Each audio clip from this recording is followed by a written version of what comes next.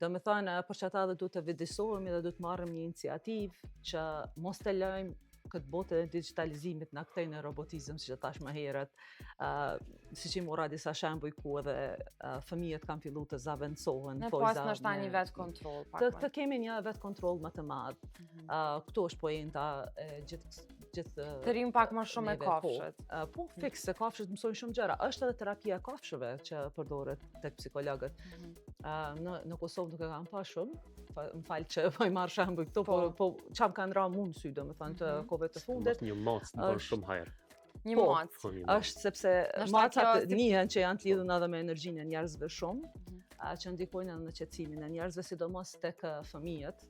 Kafshët janë shumë të mira tek fëmijët për menaxhimin e streseve, emocioneve të ndryshme, ku ndoshta fëmia nuk mundet me i shpreh, por me një kafsh mundet me bashkëndje, me energjinë e kafshëve dhe tu lut me një kafshë mundet me shpreh edhe çka po ndjen brenda.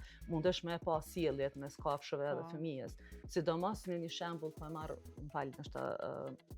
nuk u marr shumë kohë, po do me thënë një shembull tipik është kur një fëmijë atakon një kafshë. Pse po atakon ti kafshën? Edhe ajo është krijesë sikur ti. Do me thënë, pse po ke frikë për asaj kafshës? Pse patjetër dush me ataku? Ose kundërta, pse kafsha atakon? Kjo është problem gjeneratash, Barba. Po, fiksa ka dashta me thënë, sepse ja u kanë fut në kokë që për shembull nëse nuk vlen, njerë mi thonë çypt. Nëse nuk flen të hanqeni, ja ke vrejtë edhe këtë shprehjen që ja thënë fëmijëve, nëse nuk flen të hanqeni, nëse nuk kanë bukë të han peshku, apo në kupton tash pse fëmia nuk po shkon me notu në ujë, pse ti e ke fregu se ka me hongër peshku. Ai nuk e din që peshku është një krijesë që mas pakti të lëndon. Ose qeni nuk do me thonë që patjetër të atakon.